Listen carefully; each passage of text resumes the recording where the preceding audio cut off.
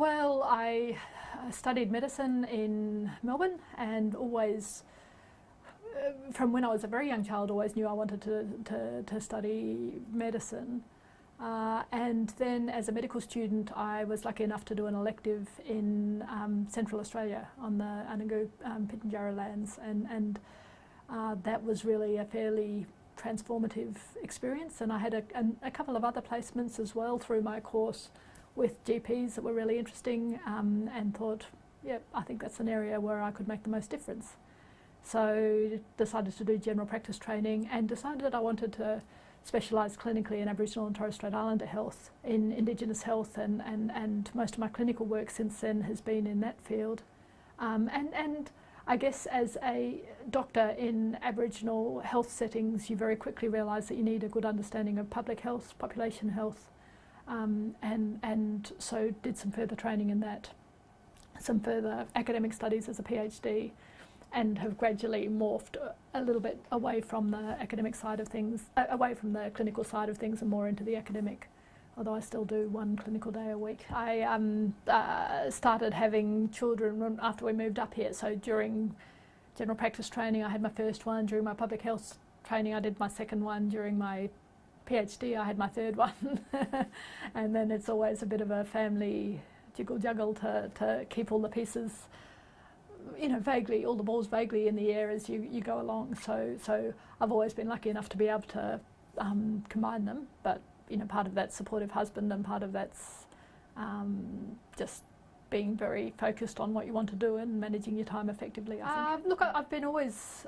lucky. I mean, in this college, which is where I've been involved, the university's always been fairly flexible, so it's a sort of sessional part-time lecturer teaching into the very first cohort of medical students when it was just a room out the back of the library. The medical school didn't exist. To gradually, to a part-time academic, gradually building up to a full-time academic load. And that capacity to change the way in which I was employed at different stages in my life was really important. And I see that also in my team around here, that you know, we're able to be quite flexible in terms of the maternity leave provisions and things like that for staff members. I think that's really important for women. Yeah, absolutely. I think it's really important that universities think about what can be done to support women in the workforce, and a balanced workforce across all the disciplines is really important in terms of enriching the academic environment and ensuring we get a full range of experiences, both as teachers and researchers. So I think it's excellent that JCU is part of it, and in STEM fields, I think it's very important that we keep young girls engaged, you know, right from primary school age all the way through secondary school and into science careers. Across Australian medical schools, there's well over 50%, I think it's closer to 60% of students, medical students, are female. So certainly those figures are changing. Where there is an imbalance is in the higher levels, so both in academia, in the within medical schools, and within hospitals and other healthcare settings.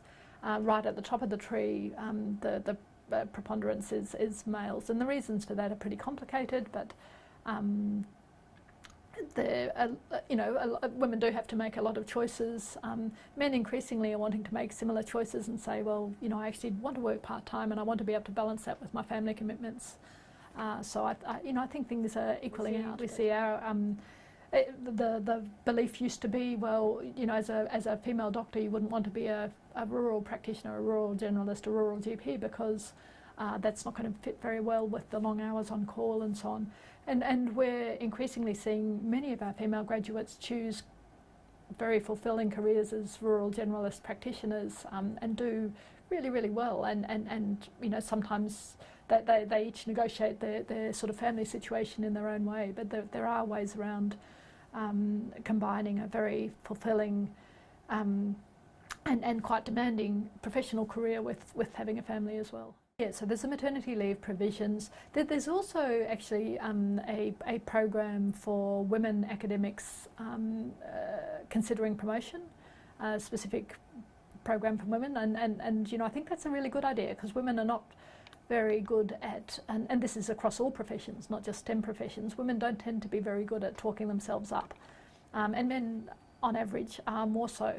So getting women together in a safe space to talk about their promotion application and to practice and role play that talking about themselves and their achievements in a factual but not shrinking violet type of a way, I think is a very valuable exercise, and I found that useful myself, and I think other women academics also find that quite useful and important. And that being humble is actively leads to women being discriminated against. And it happens across all the fields. There's quite good research about this, that a man and a woman with exactly the same qualifications and skills and expertise, the man will tend to think they're overqualified for the role, and the woman will tend to think they're underqualified for the role, and will present themselves that way, and that has big implications in terms of interview panels and their views of candidates and so on. So we need to teach women not to be pushy, but just to be upfront about and proud of their achievements.